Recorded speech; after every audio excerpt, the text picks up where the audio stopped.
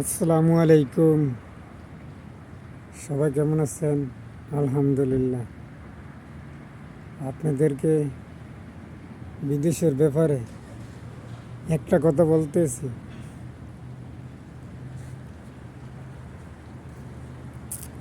এটা হলো, কথা বলা হলো মিডল ইস্টরে সাপ্লাই নামক ভিসা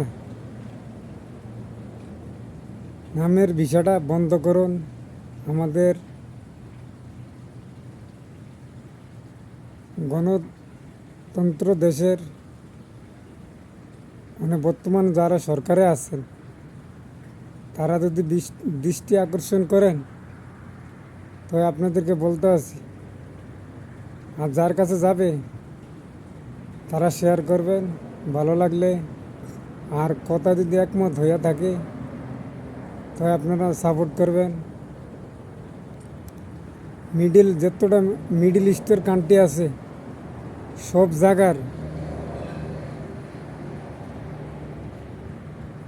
মিডল ইস্টের ইউরোপ বাদ মিডল ইস্টের ভিতরে যারা সাপ্লাই নামক ভিসা যারা বেচে, যারা এজেন্সি নেয় তাদের বিরুদ্ধে ব্যবস্থা নেন। সাপ্লাই নামক ভিসা আইনা মানুষ কত রকমের হেনস্থা হইতে হয়।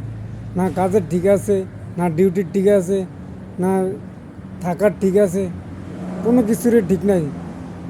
বাংলাদেশ থেকে বর্তমানে অনেক সরকার ডক্টর ইউনূস আর অন্য সহকারী যারা আছেন তারা দৃষ্টি আকর্ষণ করবেন সাপ্লাই নামক ভিসাটা বন্ধ করার জন্য। বাংলাদেশ থেকে মিডল ইস্টের কোনো সাপ্লাই নামক ভিসা যেন দেওয়া না হয়।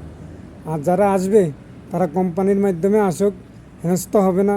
2 টাকা কম হোক আর বেশি হোক, অথবা ডিউটি ঠিকঠাক মতন কোম্পানির রুটিন মতন চালাইব।